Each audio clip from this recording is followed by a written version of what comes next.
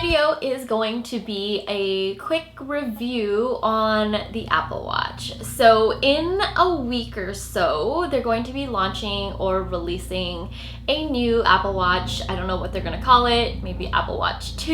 So I'm not really gonna try to sell you on the specs of this particular watch because in a few short weeks, you'll be able to choose between this one and the new one, which obviously it's going to be an upgrade. It'll probably be waterproof, maybe have a better screen, be faster. But I'm just gonna talk to you about essentially my life with the Apple Watch and what I like about it and what I don't like about it. So I'll tell you a little bit about the watch that I do have, just so that you know. All of the Apple Watches that are available right now as I'm filming this video, they're all the same interior. The only difference is the plating, so some come in aluminum, some come in stainless steel, some come gold plated, and then obviously the straps. But everything on the interior is exactly the same. It's the same display quality, it's the same microphone, it's the same toggle, it's the same button. The only difference is really the appearance. So the one I have is the Sport Watch. The reason I chose the aluminum over the stainless steel is because the aluminum is much lighter. When I was comparing the two, the stainless steel just felt a little bit heavier. Plus, they came out with this like brushed gold facing, which I really like. It matches my iPhone. There are two sizes in the Apple Watch. I chose the smaller of the two sizes. Yes, it is a smaller screen, but to be honest, you just have to, you can't really think about screen size per se. If it's something you're gonna wear all the time, try both of the sizes on and see which one fits more comfortably. I know people who have thinner wrists than me who have gone for the bigger size, but for me personally, I just prefer the look of the smaller size on my wrist. Key things to know about the Apple Watch is that it is essentially an iPhone accessory. The whole point of the Apple Watch is that it works in conjunction with your iPhone. Whenever you are getting text messages, it'll get pushed to your Apple Watch if you're not using your phone. Any emails that you get, it can get pushed to your Apple Watch. Reminders. As long as you're not using your phone when those reminders, alarms, emails, messages come in, it will all get pushed to your watch. So it's really easy and convenient to stay in touch, to know what's happening, to get notifications, because instead of always having your phone in your hand, you can have a little haptic feedback to let you know that something's happening. So I'm going to tell you guys what I like about the Apple Watch and what I don't like about it. Now, a lot of the things that I don't like about it will certainly be rectified with a simple software upgrade, which I know they're coming out with soon. And also, obviously, some of my gripes with it could be fixed with getting the next generation, because usually that's what happens. I mean, they always just improve on the current model. So I'll alternate between the things I do like and I don't like. So one thing to note is that third-party applications are very limited still with the watch. A lot of apps that you would use on your phone still have not migrated onto the Apple Watch. Some pros, it is a watch, so it tells you the time. How it works is when you lift your wrist up, it's supposed to show you what the time is. It is, I'd say, 95% accurate. Most of the time when I go to lift my wrist up, it shows the time. There is a slight delay, not 10 seconds. It's more of, you know, maybe 1 second delay, if even that. There have been some times though where I have gone to, you know, look for the time and the screen is just blank. So then I just have to tap on the screen in order for it to come on. One of my favorite things about the Apple Watch and why I have been wearing it and using it for the last few months is the notifications. I like having the notifications pushed to my wrist. Often I will have my phone in my purse, or you know, when I'm driving, it'll be in the back. Anytime where I just don't have it readily available, I love having the notifications pushed to my wrist, and that way I never miss anything. I also really like having the alarms and also reminders pushed to the Apple Watch because, again, it just helps me to keep on top of things. I have reminders going off every single day. Some of my reminders are to remind myself to, you know, drink a glass of water. And I like being able to get the reminder in real time on my wrist, and that way I don't forget about it. Sorry if the lighting goes all weird because I'm in front of a window, but a couple of cons about the notifications is, one, replying to messages is a bitch because there's no easy way to do it. You can dictate your reply, but Siri takes forever to transcribe it sometimes, and when I lost my voice for a week and a bit because I had laryngitis, obviously that's not really conducive to replying to messages via dictation, and there was no real way for me to reply to messages using the Apple Watch. I'd always have to reply using the phone. You can set up a bunch of default replies. I don't know how many you can set up, but it's about at least 10. The default replies are really easy. If you think of a lot of the frequent messages that you would type, whether it's "Hey, how are you?" or "I'm running late," or "Leaving now," or "I'll see you there," you can actually set it up so that you can just choose from a list and then send that message off. In the next software update, it's actually going to allow you to write a reply, so you can, I think it's by letter, but you can actually reply using the touch screen, which is really convenient and really easy. And again, it's just a much easier way to reply to messages, because so far I really have just been using this to be notified of a message, and then to reply I use my phone. One con, it's kind of a con, more of kind of a weird thing that I don't quite understand, is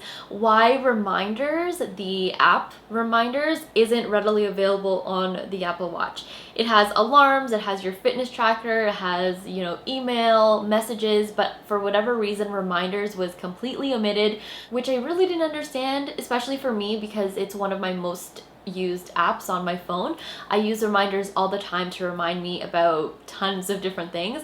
So the fact that it wasn't, you know, available as an app on the Apple Watch was just mind-blowing.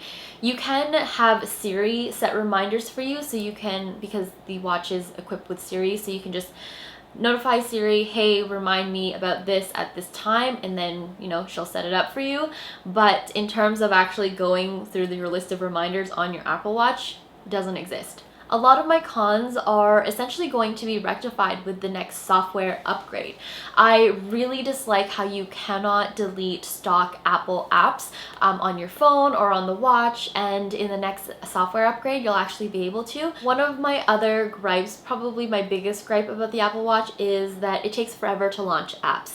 So it doesn't matter if it's, you know, a stock app from Apple or if it's a third-party app, it actually takes quite a bit of time. It takes a little bit longer for third-party apps to launch than it does stock apps, but there's still quite a bit of a delay.